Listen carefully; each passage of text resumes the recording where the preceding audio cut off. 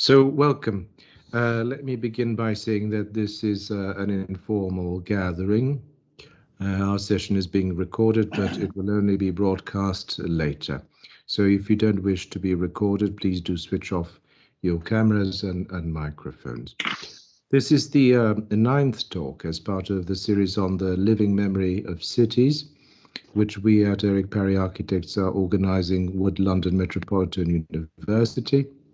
As part of this series, next week we shall have Professor José Manuel Fernandes from the Faculty of Architecture at the University of Lisbon, and he shall be talking to us about the Nova Oeiras neighborhood near Lisbon and the application to UNESCO World Heritage. That will be on the 17th November. Alongside this series, once a month, we also have the Advanced Studies Seminar on Sacred Space entitled Presence, Person, Beauty.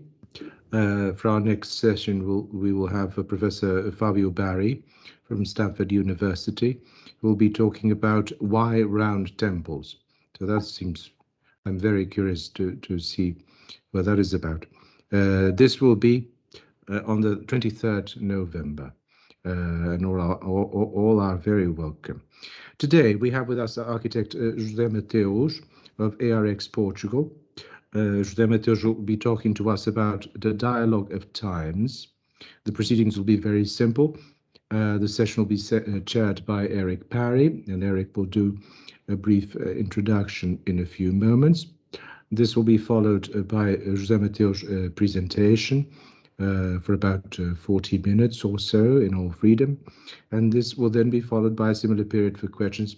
So perhaps from London Met, Nick Temple or Christian Frost or Matthew Barac, who are also with us, might like to contribute and start us off.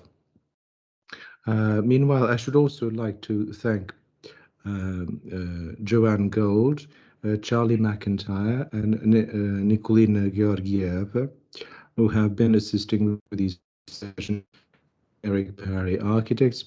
And I should now like to pass the floor to Matthew Barac for a few notices and welcome on the part of London Met. So over to you, Matthew. Thank you, Jose. I don't have much to say at all except welcome. I'm welcoming you from a different place. I'm not in London, I'm in Berwick today on a writing retreat, in fact, but breaking my fast to join you, and very pleased to be here and to also welcome new members to our extended community this evening. And from our team also to welcome Kirsten Thompson, who is taking over as our research assistant from Hannah Parr, who's been with us for the last year. So that's all from me. Can I just butt in for a little bit there, because I think this is just an opportunity for us to, as friends, to congratulate you, Matthew, on your professorship, which has just been awarded by the university. So congratulations on that, because I'm sure all of your friends here would want to share in that moment. Thank you. Thank you. And over to Eric, who I have already thanked for his support. Eric. Yeah, thank you, Matthew. So this talk we're very much looking forward to. I think if I remember the days of 9H in London and the arrival of many friends from particularly from Europe, but specifically Alvaro Siza and Eduardo Soto de Moro, and the sense in which the architectural, if you like, center of gravity at that point shifted to Porto, and at the same time there is and has and remains and continues a very strong tradition of architecture, the culture of architecture in Lisbon, and so I think really this is an opportunity for us who are abroad, so to speak, to engage in opening the horizon of a very rich culture of architecture in Portugal, and so it's a huge pleasure to be hosting José Mateus and his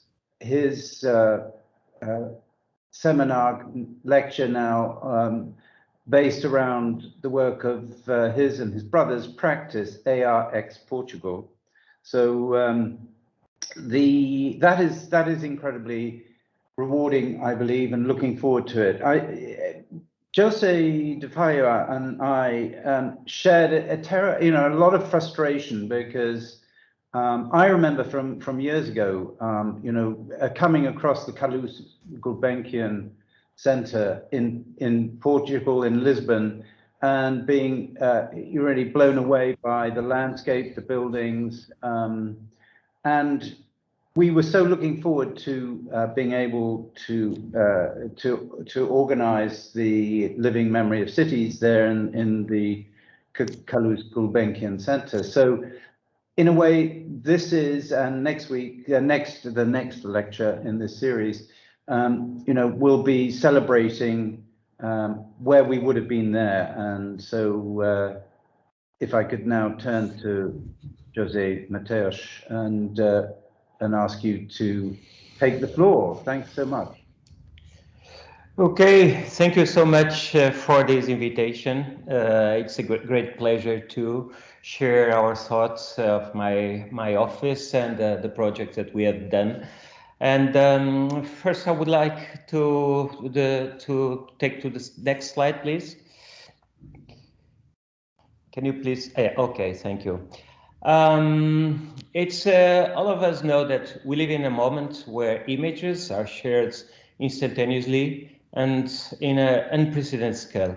Having just been drawn or built at a certain point of the globe, 3D images or photographs of finished buildings are immediately propagated worldwide through the internet. This is a new reality that we all know.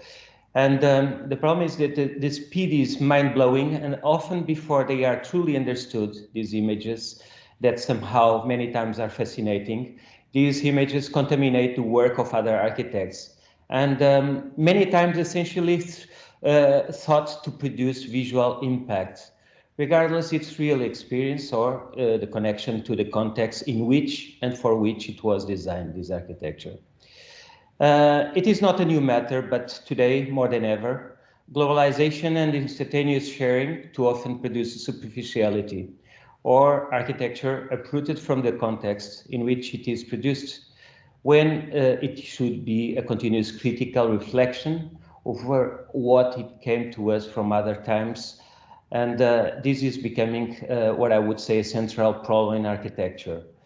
Therefore, these simple words of Eduardo Lourenço that I'm sharing, one of the most brilliant Portuguese thinkers who died recently, are so wise and so important. Can you please take to the next slide? When we look to the context of architecture in Portugal over the last 50 years, with traces that are still evident today, we often find the lessons contained in what I consider the most important and influential architectural book of the 20th century in our country. This is the book. It was a result of an extensive study and survey on ancestral Portuguese traditional architecture from north to south of the country, identifying characteristics, classifying, explaining its fundamentals in sociological, geographical, and geological terms, and so on. The study was carried out in the late 50s and involved some of the most important architects at that time. It was widely disseminated over several generations of students, including me, in architectural schools, became a reference and had a deep impact on the Portuguese architectural culture. You can realize that in the architecture of Álvaro Siza, and namely in the strengthening of its connection to ancestral ways of building and clarifying Portuguese architectural roots. Of course, me and my brother and partner, Nuno, who entered the architecture school 20 years after the publication of this book, were also deeply influenced by it, to which we regularly return to.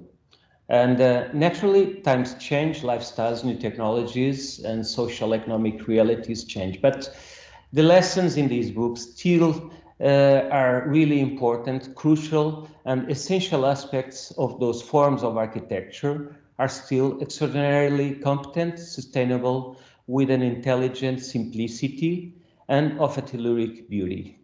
Can you please change to the next slide?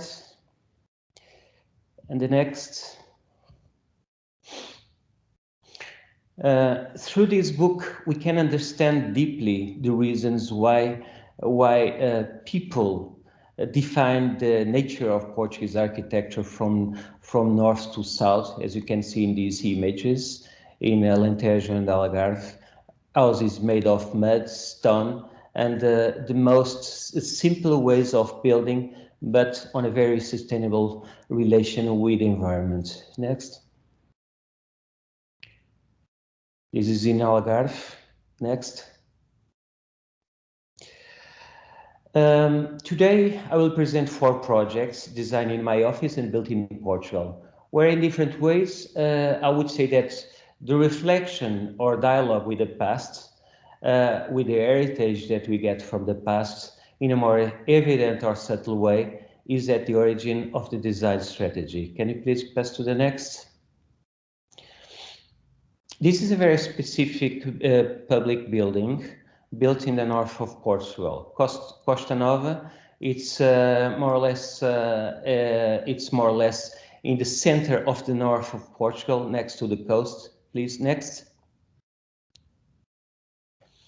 And the building was built in this long strip next to the Atlantic Ocean, in a strip separated from the land by what we call Ria de Aveiro, a long lagoon. So it's a kind of a long island, and where in the center, many years ago, a community of fishermen established their houses, the places where they live, and the houses to support fishing activities and live.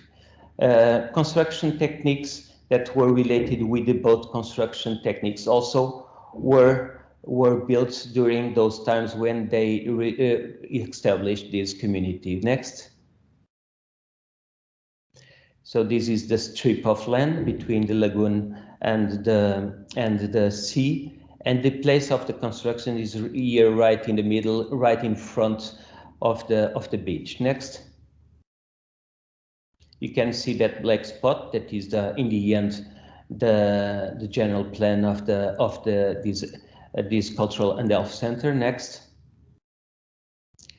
And but this is the image that we in general find through the internet to divulge what is the architecture in this place. But somehow this logic of painting these strips was important, and after we start the project, since we wanted to go deep on our research on what was the original architecture done by the fishermen, we found a completely different reality. Next.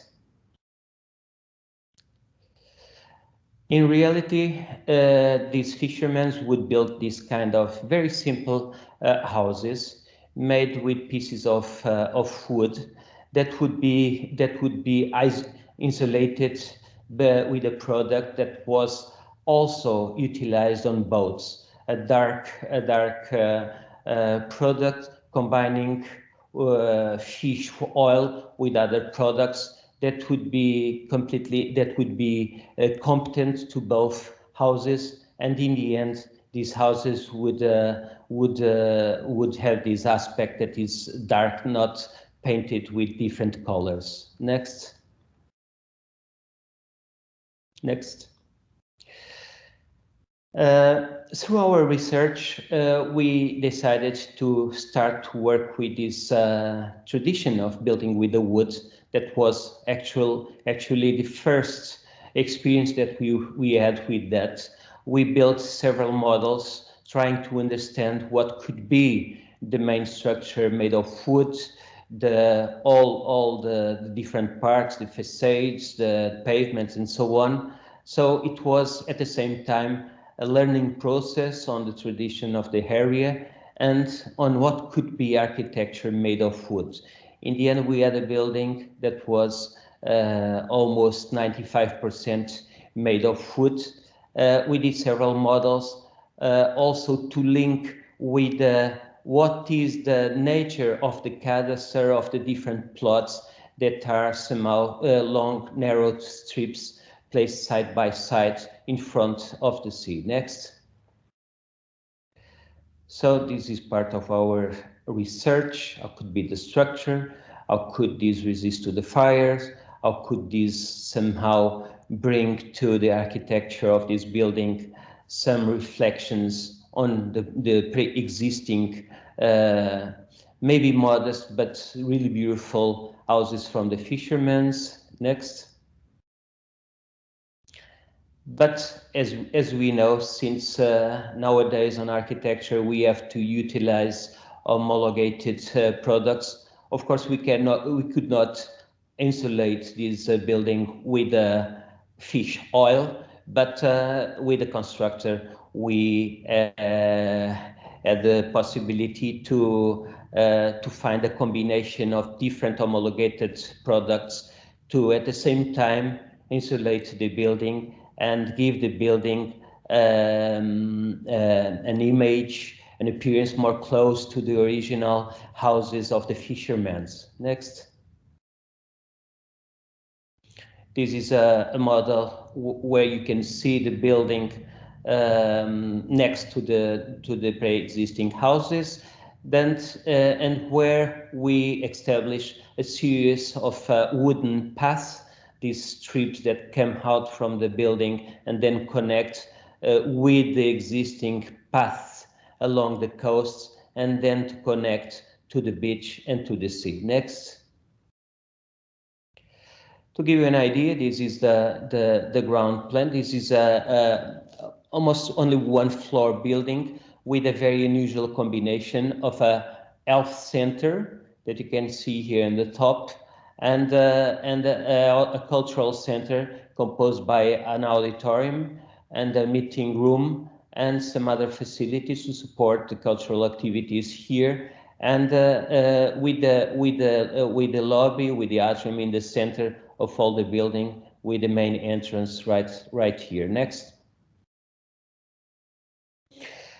But the building was also thought to be deeply integrated in the topography of this beach, to be mixed somehow with the sand of this ground. So that's why in the end the roof is half covered with pieces of wood and surfaces of sand that you can see in this drawing.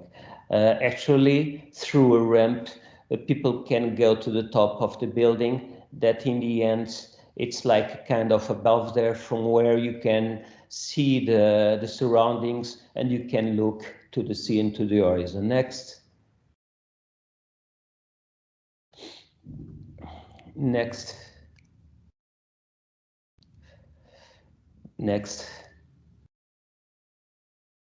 You can see one of the existing houses, actually that is much more far from the original tradition of the houses in this village, and in this case it's a recent building that it's even more far than the simple houses made of wood.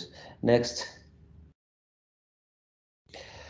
So through these images, I think you can understand the deep research we did on these techniques of wood that in fact, more than we could imagine, are much more flexible, much more rich, much more interesting in terms of architecture, because besides the formal aspects, other aspects like the temperature, like the odor of the wood, and many other aspects that interact with the human senses. So in the end, this architecture have a much more deep relation with the visitants than what we can perceive in this image. This is the main entrance. Next.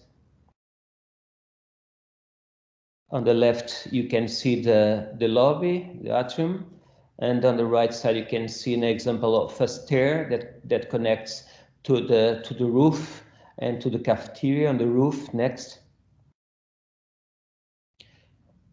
The main auditorium, completely made of wood, with acoustic insulations and so on, perfect in terms of acoustics, and based on a single technique, the technique of wood. Next. This is the ramp that connects to the roof. In this case, we were forced to introduce this. This is not a completely opaque barrier because people can walk through this barrier, but in the early days after the building was finished, people with some teenagers and young adults with motorbikes would climb into the roof, and so these protections were added. Next. And finally, in the roof, you can see the sand that covers part of the roof on the right side, and then the access to the view over the beach and the surroundings. Next. And next. The second example that I'm going to share, it's still out of the city. Afterwards, I will complete with two examples of projects within Lisbon. In this case, it's a holidays house that was a project designed to a couple that lives in Lisbon. It's a holidays house. They wanted a very informal architecture where they could camp from the beach with sand on the feet and could have a very informal way of life. Alcácer do Sal, it's in the south of Portugal. Next. And actually, it's a small village in the area of Alcácer do Sal called Pusanco.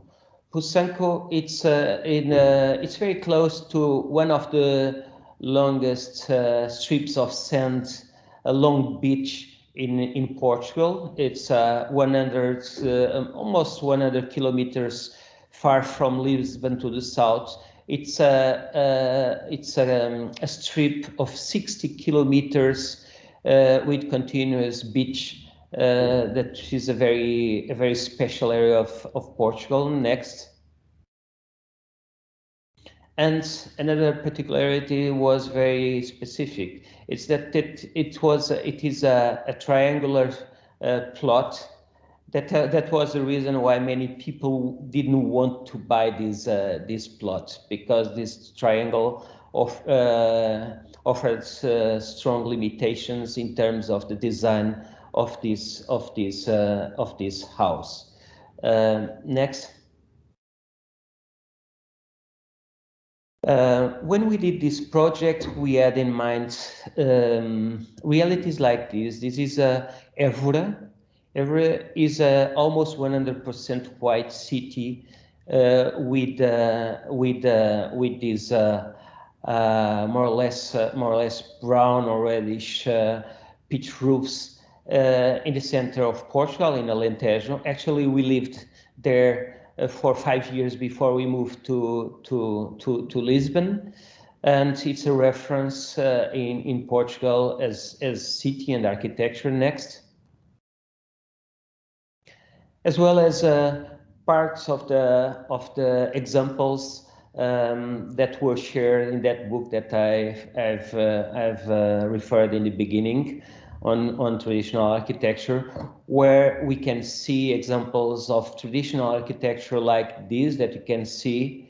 Many cases, houses that somehow are a bit dark inside, houses made of mud and covered with white lime, and then many times what gives light to the interior is the big chimneys in the kitchens, from which the natural light coming from outside comes, like if these chimneys were skylights. And this was on our mind when we were doing this project. Next. And of course, the surfaces that you can find in this traditional architecture in the south where several layers of paintings, because it's a tradition in Alentejo to paint the house every year. Even if there are damages, they cover with a new layer of paint, which is lime. It's not common paint. And then here by here, these facades quite these beautiful aspects that we can find in southern Portugal. Next. This was the plot, and this plot offered a paradox, because in the bottom is south, but it's the road, it's where the traffic flows, it's where the noise coming from, but at the same time is south, so it's from where we get the light from to the house, but we didn't want to offer the interior intimacy of the house to the road. So, and then in the opposite side, and at the top, which is north, we are in the limits of this urban area, and to north we could see many days the mountain of Rábida in the horizon, and agriculture fields in opposition to the road where the car traffic can be perceived. Next. So when we start to design this house, we had in mind these images and these very simple solutions of the southern architecture. A very simple volume with pitch roof, but that in this case, because of the shape of the plot, had to be cutted like what you can see in this drawing. Next. And when we translate it into a series of conceptual models, we could organize it like this. So we have a volume of construction. We are in south. We wanted to build a house, not exactly as a pitch roof house, but that somehow give us this relation with the existing traditional architecture, but in a more abstract approach to it. And on the right side, you see a simplified model of the final result, where on the right side you see the excavations in the roof that are patios that act like ways of capturing the sun coming from south, where the traffic is, and through a central patio that you can see in the model. Around which all the internal life of this house is organized. And the patio as well acts like a kind of a big skylight to introduce natural light in the center of this small house. Next. This is a working model. So when one goes there and see the house, cannot see any single window turned to the road, only can see these excavations in the ceiling that, as I told you before, are these very small patios to capture the light to the interior. Next.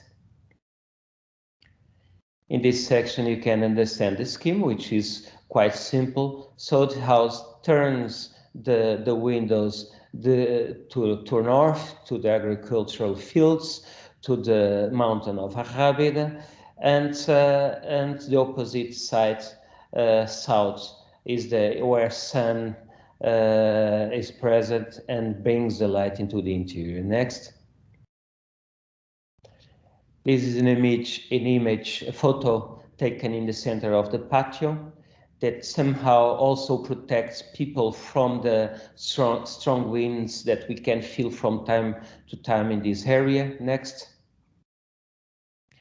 But through which we still can have this close relation with the agricultural fields. In this case, we cannot see the mountain of Rábida, but in some days with clear sky we can see, but more to the right. Next. And a very simple explanation. So this is the road, then the entrance.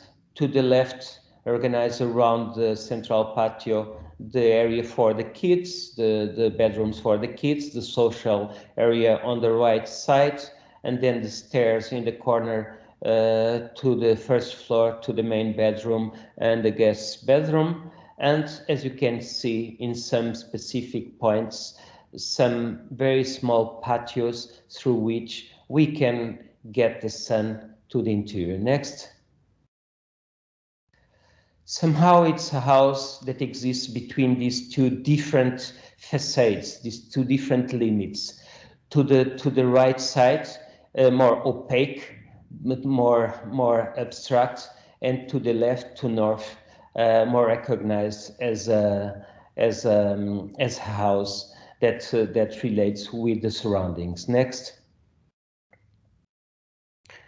From here, we cannot see the street, the roads in front of the house because this photo was taken from more far, but you can see how opaque is the facade. Next. And the opposite side, the house offering the views from north. Next. But as I referred before, if we walk around the house, sometimes it's perceived as like a very simple house with nothing in particular to explain. Could be a very humble and traditional house, and this connection with the pre-existing traditional architecture, I think it's easily recognizable. Next.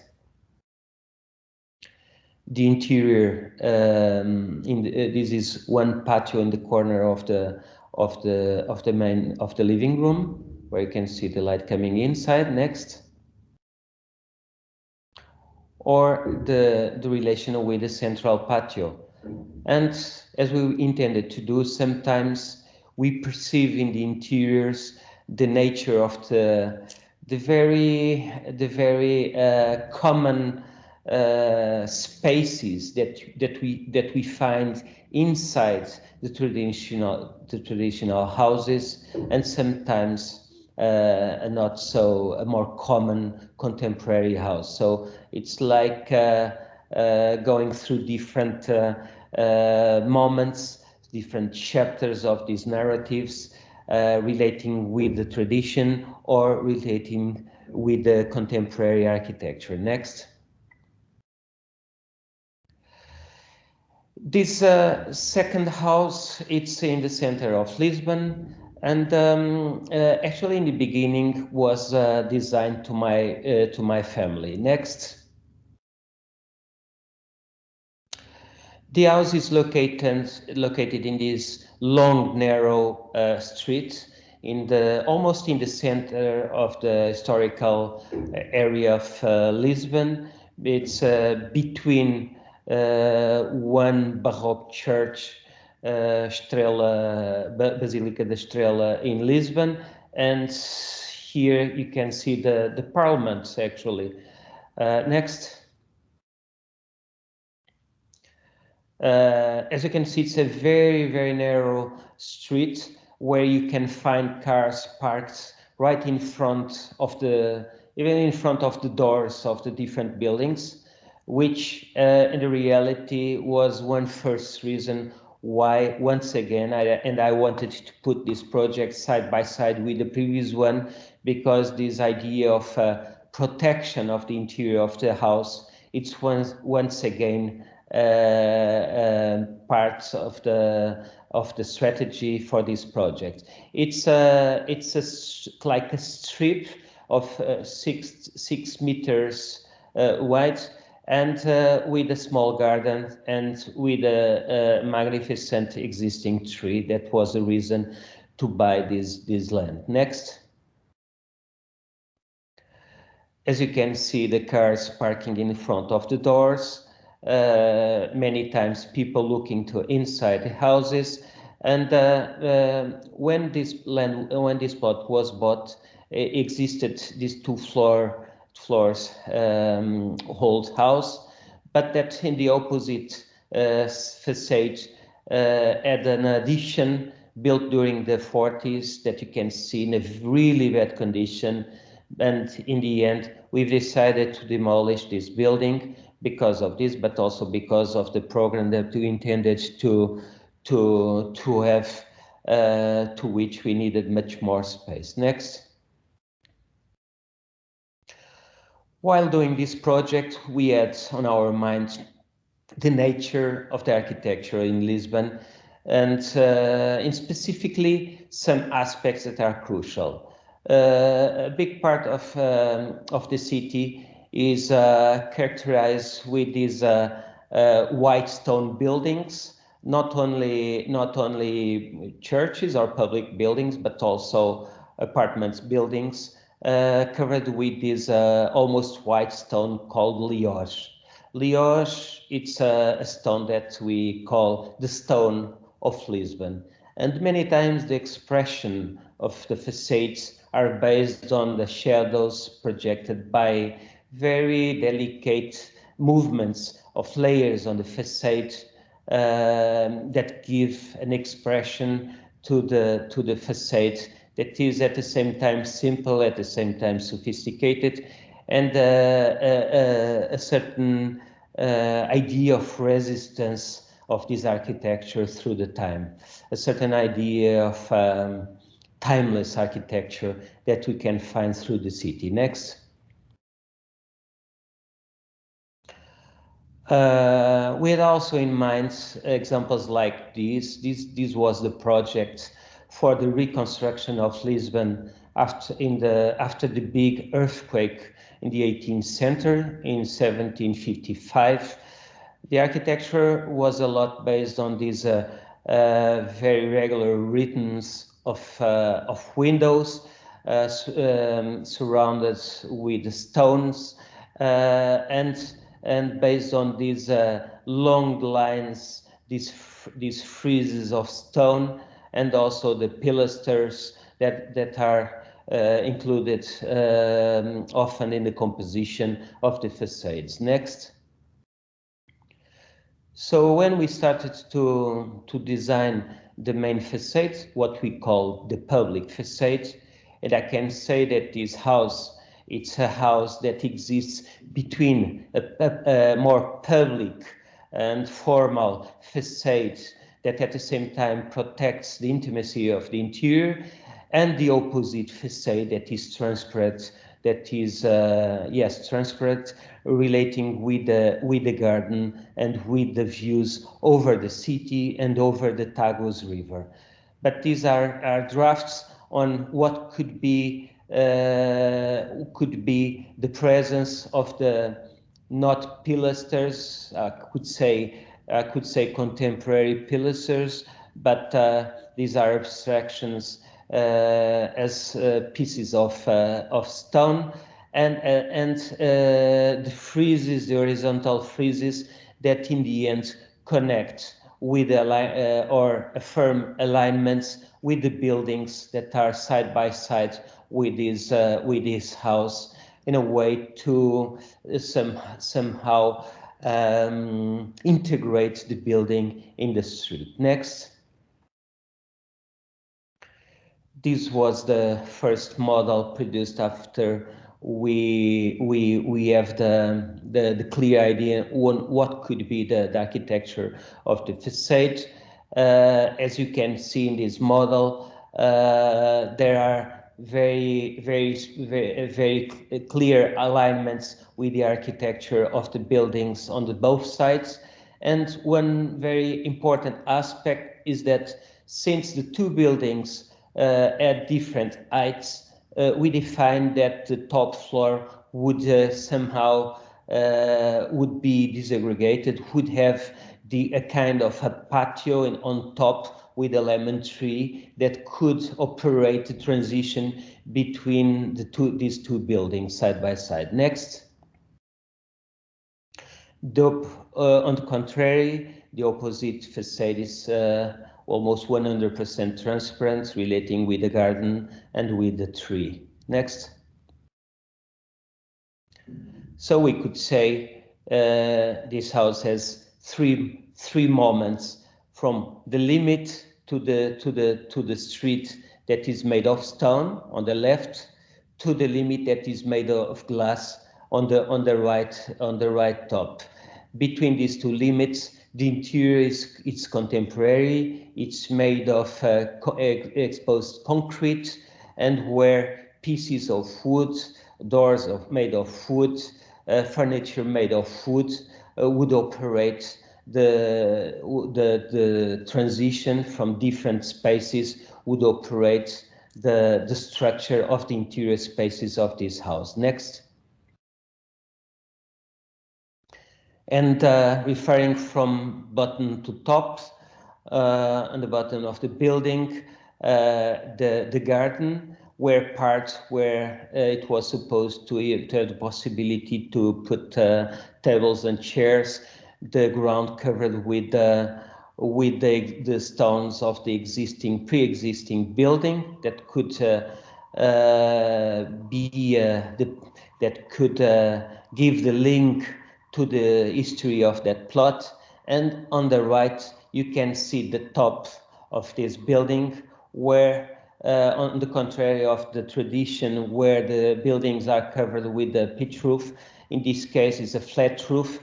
But in order to provide a link with the tradition, we've decided to cover the building with fragments of bricks, of these red bricks, so that in the end, seen from the sky, this architecture could be dissolved in the context. And that is, in the end, the result was quite successful doing this. Next. An idea of the plan. This is the house has five floors. This is one example. Actually, there are 2 floors like this.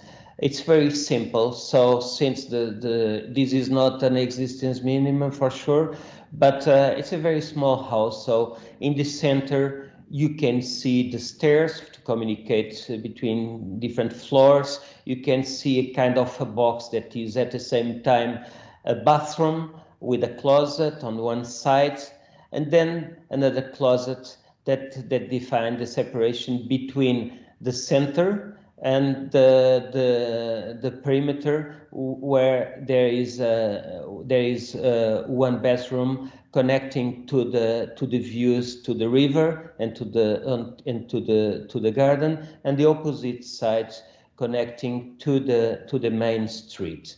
There was also the idea to introduce in all the main rooms 2 doors, giving a completely fluid sense to the space.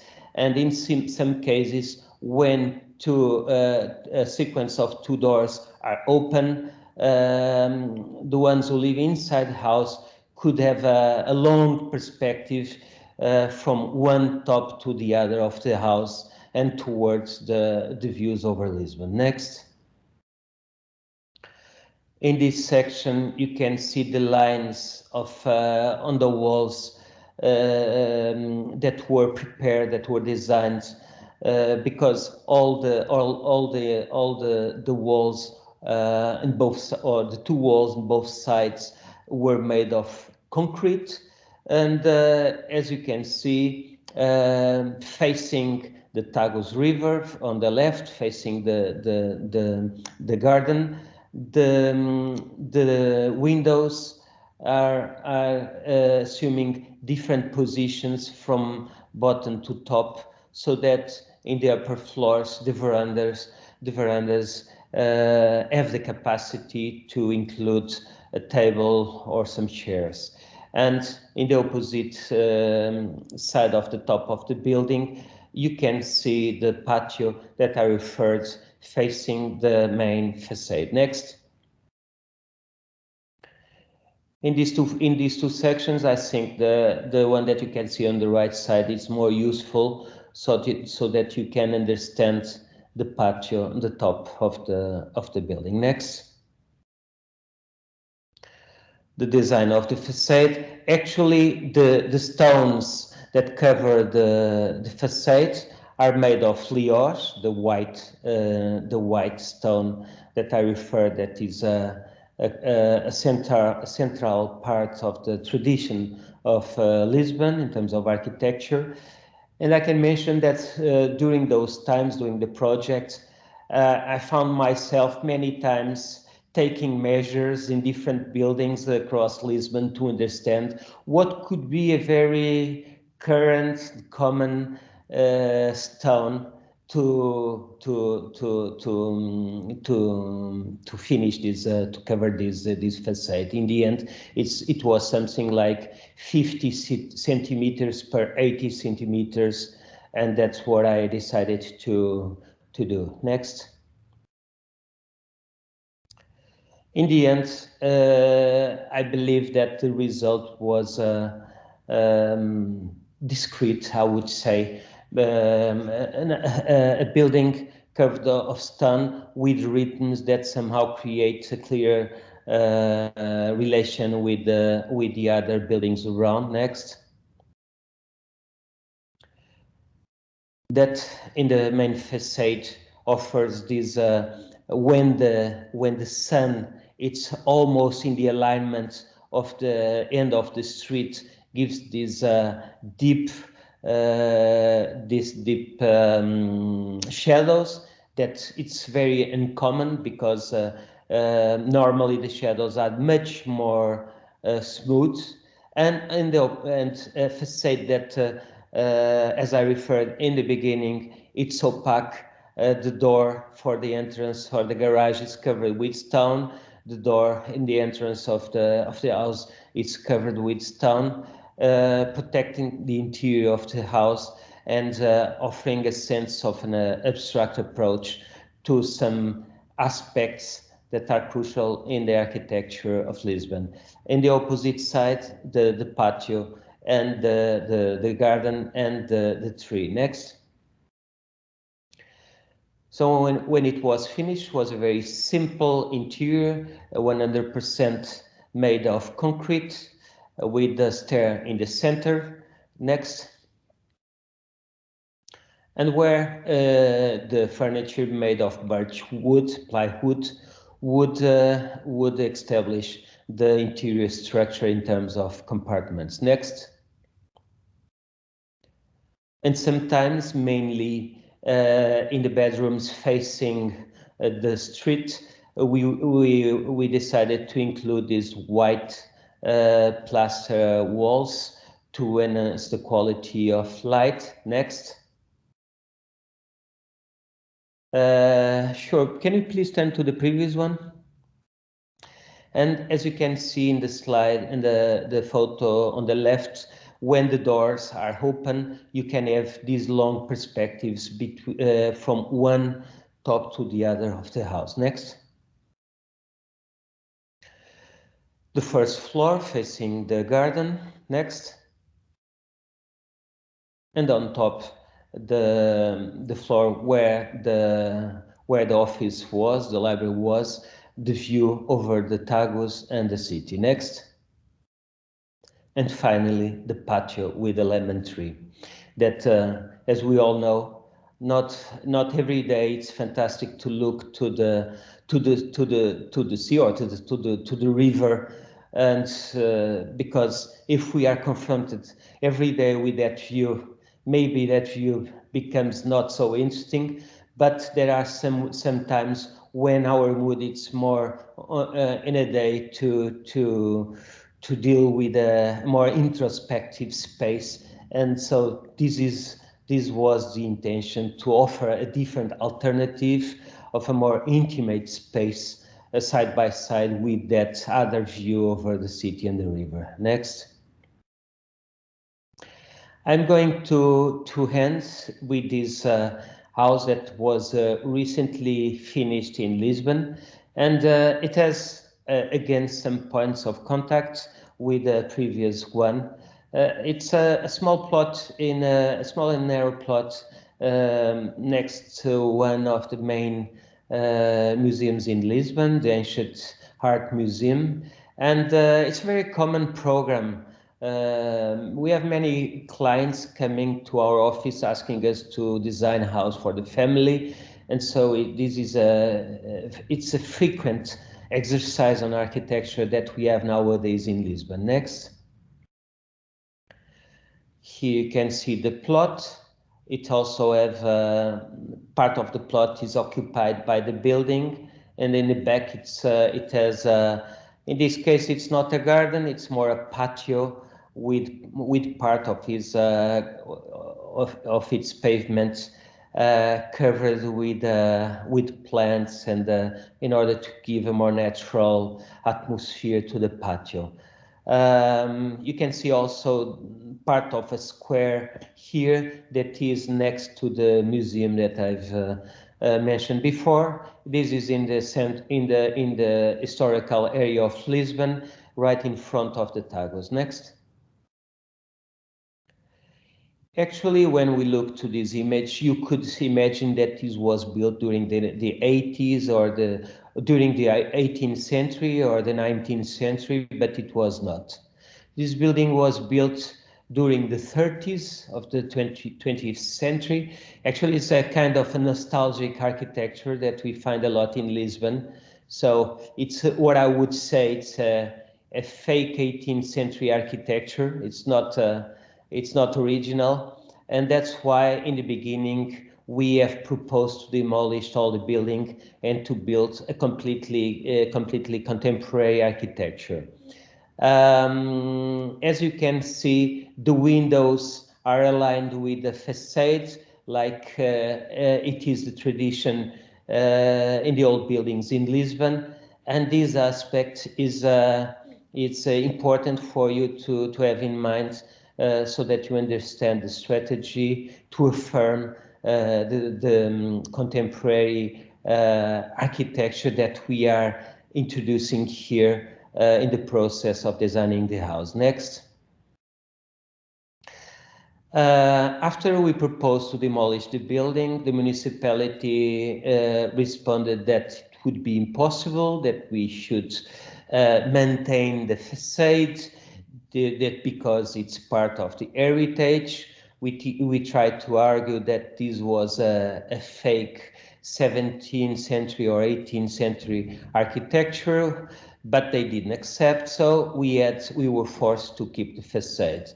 And that's why we started to create a strategy where two realities establish a dialogue. The pre-existing facade with a thickness that it's not already common in contemporary architecture in Lisbon, and related with this thickness, we have a completely new organism, a completely new architecture, and is through this dialogue that this architecture gets a big part of its qualities, as you are going to understand. We have decided to take out all the windows, to rehabilitate the facade, but in a way where it acquires a kind of an abstract sense. The details are there. The thickness, which is a characteristic of that time, it's there. But inside there is a new organism with a new reality. Next. In the center of the house, we decided to introduce this wooden center. All the stairs, the bathrooms, and support areas are in the center and are completely covered with wood in order to give a warm sense and to affirm a very simple architecture in terms of detail, of course contemporary, but then related in both sides, because this is in the center with existing. On the right image, you see this round window that was in reality was existing, was not a circle, was more or less a square, but we wanted to redesign this window that was disadjusted, relating with the center of the stair, with these two circles, and in the end giving an unusual result as a window, but reflecting during the day the light coming from outside, and during the night with artificial light giving light to the center of the house. Next. This is one example of the floor. This is the first floor. You can see on the right side the existing facade, where we had to add thermal insulation, and the structure that is made of a perimetral concrete thin wall, and where we explore the transitions between the interior that is contemporary and the verandas that we can find there, and this is going to be part of the narrative of this project. Here you can see the kitchen with this island closet to support this area, and the patio and the garden on the opposite sides, and the stairs that establish the communication between different floors. Next. So this was the result, and here you can see why I was mentioning that we would replace the windows, but in a way where there is a kind of a step back of the windows, and this was done for two reasons. First, to affirm a signal that there is a new architecture inside this building, but the second is to create a better depth inside each veranda, to give enough space in each veranda for the family to put a chair or a very small table inside the veranda. That was not possible in the existing ones, as you can see in the buildings side by side, with the windows aligned with the exterior surface of the facade. Next. Here, I believe, can be perceived that this is a strategy where we wanted people to understand the presence of a contemporary architecture, establishing the dialogue with the pre-existences. Next. This is the opposite facade, facing the patio, that is clearly contemporary, very simple, very informal. Next. And when we enter the house, this is the entrance lobby. Immediately we are surrounded by technologies, by textures, by equipment and details that are common nowadays, and but not during those times when the original house was built. Next. And when we go through the house, floor by floor, we have these very small verandas, but that were the result of the step back of the windows. As you can see here, finally we have enough space to have a small table, or to stay there, to leave the veranda as a specific space of the house, interior space, deeply connected and open with the exterior, but still a space of the house. Next. These are two examples of the transitions between interior and the windows on the right side. Next. And in some cases,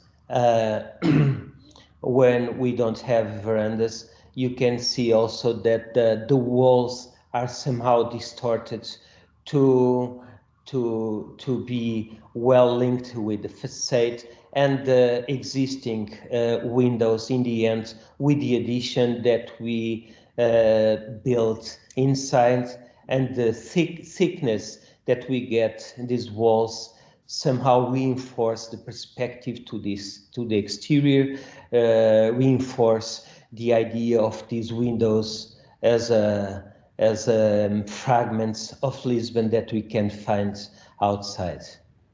Next. And okay, it was this, and from now on I'm available to, if you want to pose any questions, and thank you so much for following the presentation. Thank you.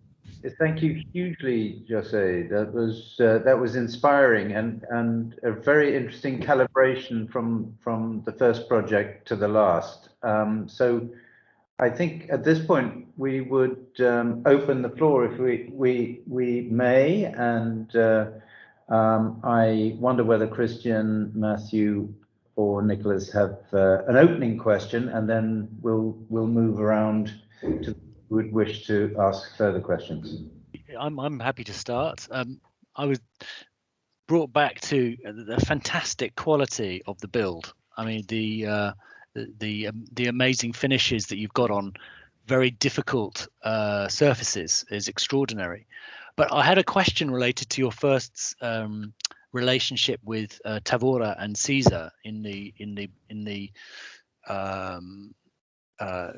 vernacular architecture of Portugal, which it seems to me, in the way it's constructed, is layered, and that there's the way in which things are put together are a little bit looser than your work, and that the way in which those spaces are formed are influenced by that layering. And some of Caesar's buildings I've been to have some qualities of that coarseness to them, which the extraordinarily beautifully refined surfaces and materials you're using don't have as much of.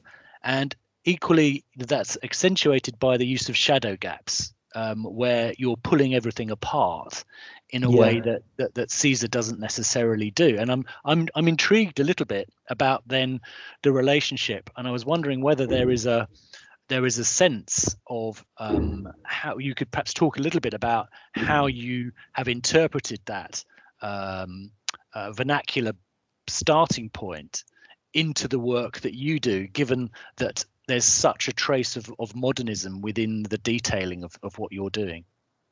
Well, thank you for the question.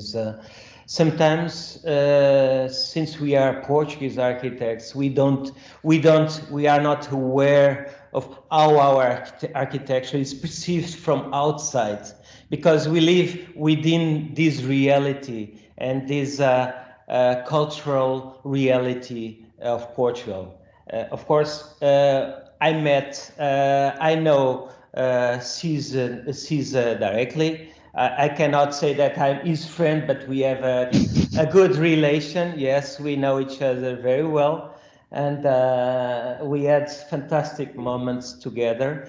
And of course also Tavora.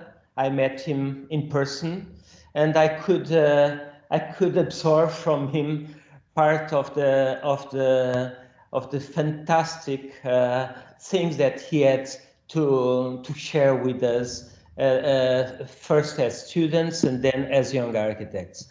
Of course, in Portugal, the vernacular architecture, it's a reference. It's a reference because of its quality, based on very simple ways of building a house, deeply rooted in natural conditions. And in that book that I have referred in the beginning, that book, it's precious. Actually, as president of the Lisbon Architecture Triennale, often I offer this book to the invited lecturers or architects who come to Lisbon. Because if you go through that book, you go far from the fascination of that those images provoke, but you understand the the roots of those architectures. Why does a window must have those proportions? Why does a small house must be orientated this way on the ground, relating with the sun or with the winds and so on? These are very simple, but although essential aspects of architecture that we learn from this highly intelligent architecture that was consolidated through the centuries and built by very humble people. The persons who built those houses were not architects, were not intellectuals, were not, many times were the people who would live inside the houses, but they throughout the times they were following the principles that were transmitted from generations to generations, and so the houses would be always perfect in terms of the relation with the natural conditions, and well prepared to the economical activities of those peoples across the country. Of course, this inquiry that was produced during the 50s, very well systematized, so that we understand all those aspects from north to south, had this huge impact in CISAs and Tavra architecture. Of course, in these cases that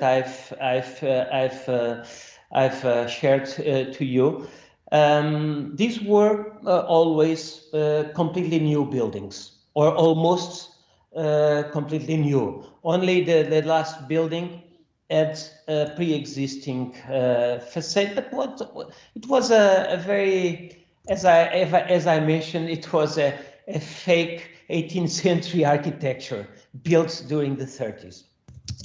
But our culture is a lot focused on how to build well, how to build with very simple materials, with I would say that the palette of materials that we utilize is very narrow. It's many times many times white. Portuguese architecture is white, because you find this all across the country in vernacular architecture. It's very simple because it's well related with the climate, with this intensive sunshine that we have, and so on. Sometimes, and I please, in the end, if I don't answer to your question, Christian, please ask again. No, that was fine. I think you've sort of answered it in the simplicity of the materials, the orientation, the wind and stuff. Yeah. No, that's fine. But very good. But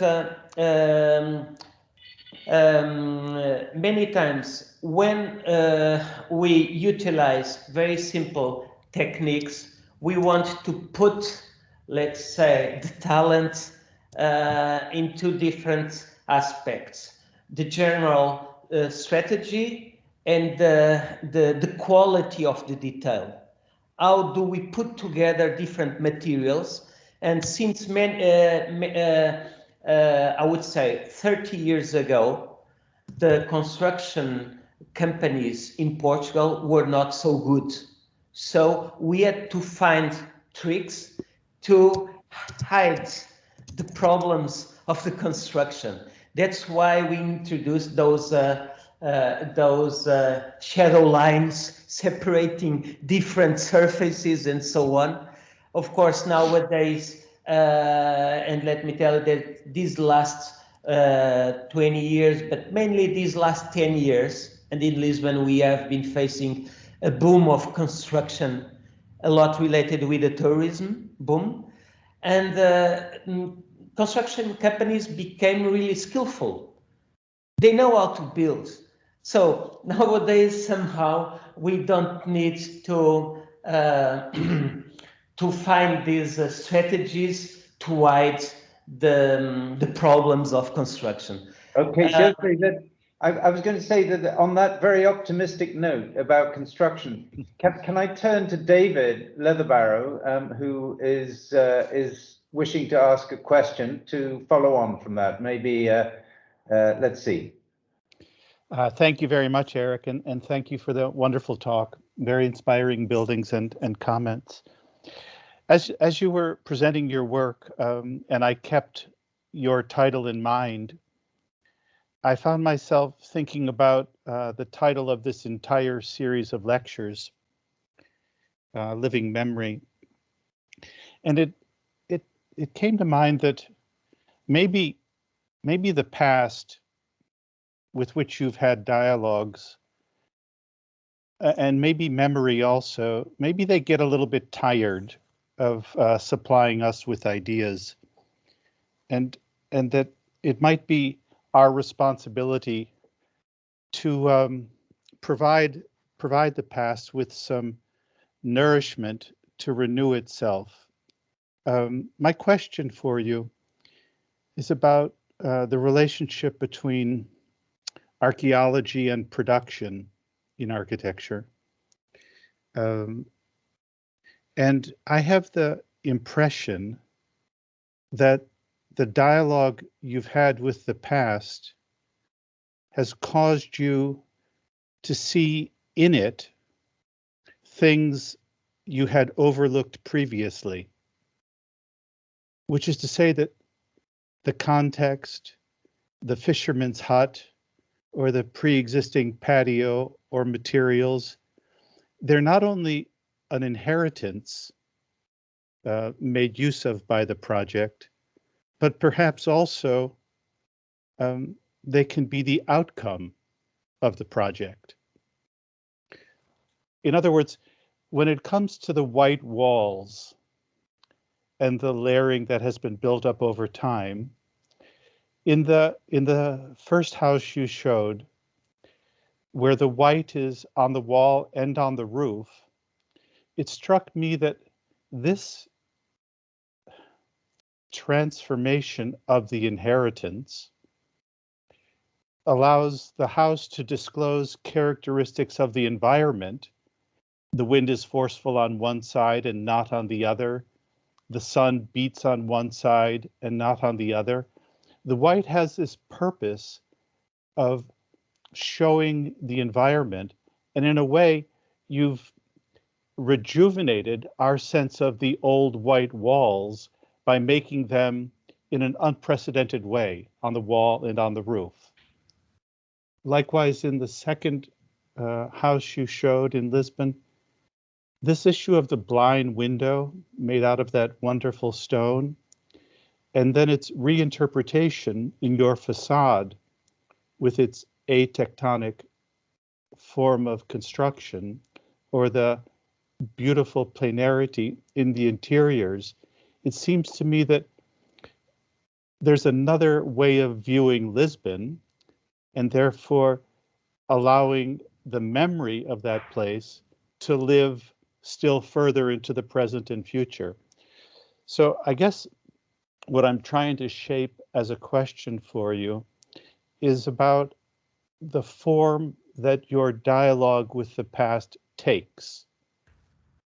Because I have the impression, looking at this beautiful work, that the dialogue is not so much a reception from what the past has given us, but perhaps yours is a way of bringing it to life, seeing it anew, discovering things there that prior to your design we had overlooked. is it possible to say that with architectural design, the past is produced,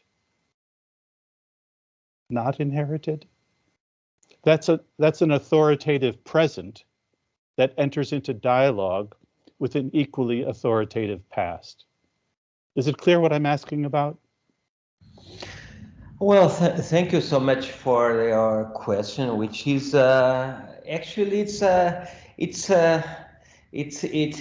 touches in the center of architecture, architect's role when we deal in a specific context, surrounded by sorry, but sometimes I'm start to think in Portuguese and I have to translate to English. But where we have a big amount of references, but through which we have to go, but where we have to do our choices. Architects produces synthesis, because of course I only mentioned through this presentation parts of the fundamentals of the strategies of these 4 projects, because otherwise architecture would be, I would say, a lot simplistic. Because architecture is made of dozens of different layers. And I like a lot the speech of Juhani Pallasmaa, the Finnish architect that we all know. I like a lot his speech on an architecture made to all the senses, not to the routine, not to the impact that I've mentioned in the beginning. I think that the past for us architects, it's always, as Eduardo Lourenço mentioned in this quote that I shared in the beginning, is what we have. It's what we have. We have a program, we have a land, we have a family in 3 of these cases, with expectations, with a profile, and then we have a cultural context. And this cultural context, as we all know, it was consolidated throughout the centuries. And we always start in our office to try to go deep in this heritage, in this past. We try to find tools to or the start of a line, the beginning of a line, to build something.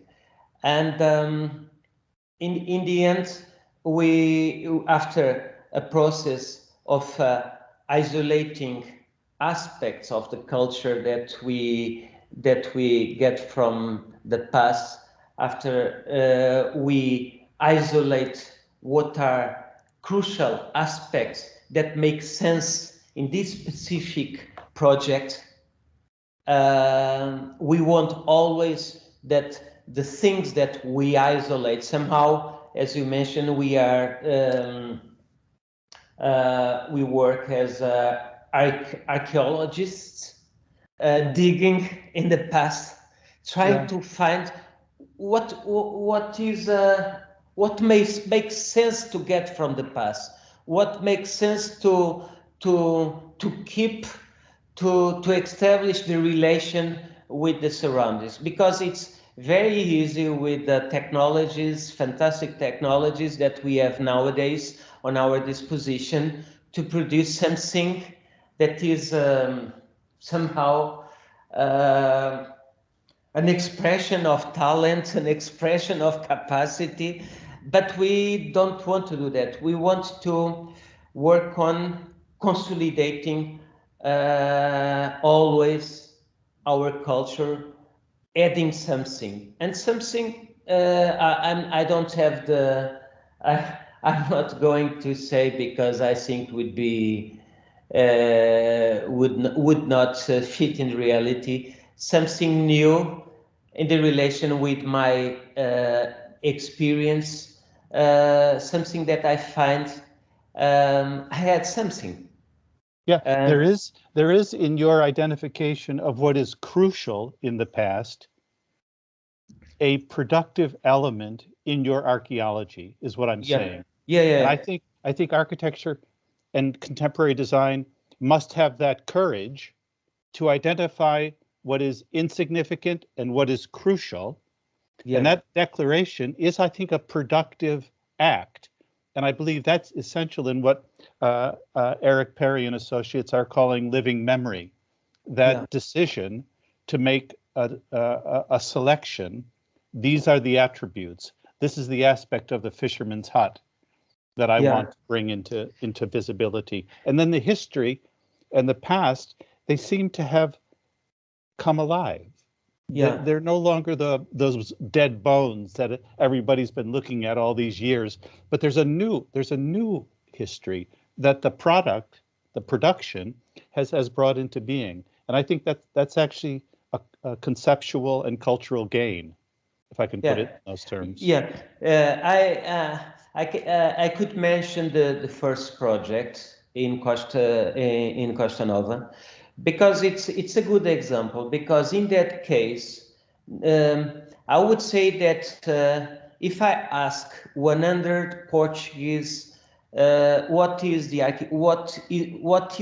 tradition in terms of architecture in Costa Nova, I would say that 99% is going to say the architecture of Costa Nova, the tradition of Costa Nova, it's to build wooden houses with vertical strips painted in different colors.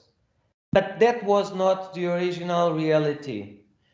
The original reality, the reality that built that village, was completely different. Was made of those dark houses, insulated with this dark product that they utilized to insulate the boats as well, and that was something that we wanted to recover from the past. That was something like, because we feel that since it's a cultural center, could somehow put in the center, hey, this was the original architecture was more close to this to this that is in front of you.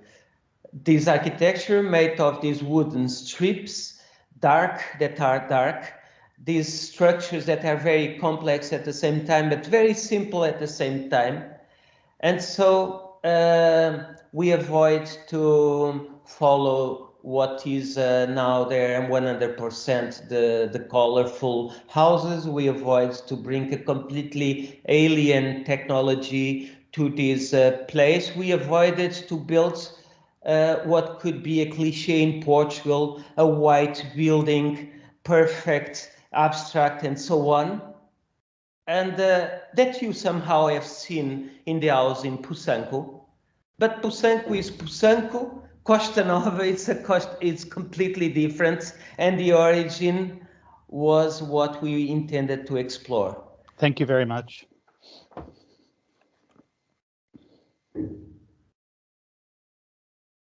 I'm looking for another question. Otherwise, we're getting towards an hour and a half, and probably a civilized kind of moment to draw in some thanks. But are there any others that I'm missing, José de Paiva?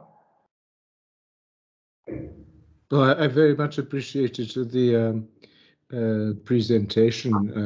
I wouldn't like to stand in the way. I think Matthew has something to say. Thank you. Yeah. Hi. Yeah. I have a patchy internet here, so I hope I don't disappear. But I just wanted to take this moment because I was thinking while David was talking, it is about a year since we had the first seminar in this. In this obviously is the second season. But David's talk about whole parts really did problematize some of these issues of this relationship to history, and also the claims, just to turn the discussion the other way that we've been having slightly, to turn the discussion the other way, the claims that architecture might have to being, if you like, autonomous, to being a whole part, a whole on its own, without having to always be responsible, I think was the phrase David used. He drew attention to the relationship between responsibility and awareness. And I think this idea of, if you like, drawing key elements out of history, and the phrase that José you just used was to isolate elements. It's very interesting and creates a kind of problematic understanding of that relationship to the function, if you like, of critical thinking with regard to how architecture as design should work, because the architect needs to be designing for the sake of design, if you like, for the sake of the building, and not for the sake of these bigger issues necessarily, like the representation of history as the present. So I think that that reciprocity and sometimes the lack of fit is what gives the architecture in certain cases a resonance. These works that you've shown us are characterized for me to an extent by their autonomy. They are themselves, they are separate. They're also different from one another, and yet there is this continuity between them. So I think that I just wanted to echo in my thinking, certainly, that moment of illumination we had last year with David's presentation, and I think it was with regard to this tension between responsibility and awareness, which has an ethical claim. And I think that in these works that you've shown us, there is that sense of an ethical claim in that the works are responsible to themselves as works of architecture, but not trying to rewrite history necessarily. So it's more of a comment than a question, but to make that connection. Yeah, thank you so much for your comments. Let me tell you that the danger of showing only 4 projects is related with the idea, because these projects somehow have this level of autonomy regarding the context, even if they try to establish relations, as I referred. Because nowadays in my office we are a lot engaged with the idea of what kind of banal architecture can we produce for a city, because the cities are made, I would say 70 or 80% of banal architecture. And when I say banal, I say architecture that is not made of big events, of this sense of autonomy, this architecture that builds streets, that is somehow, I don't know,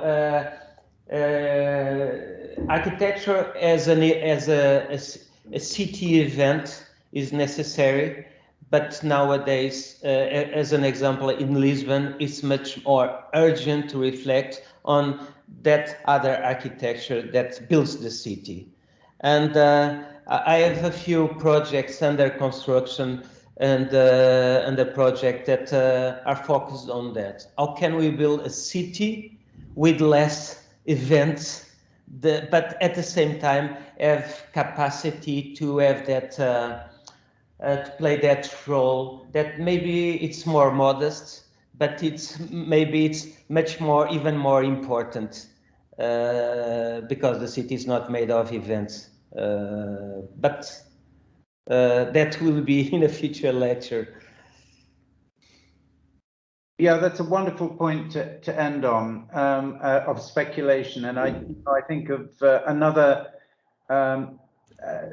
line of influence in Portuguese architecture, and the modesty, actually, that equates to projects like the reconstruction of the Chiado, and maybe some of the projects you were referring to as well.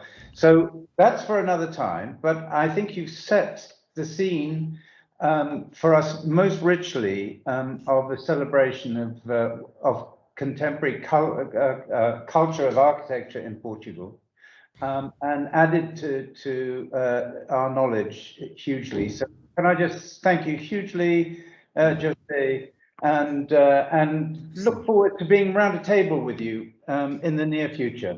Yeah. Thank you so much. It's been a pleasure. Thank you. Terrific. Thanks so much. Okay. Thank you, everyone. Bye-bye. Thanks. Thank you.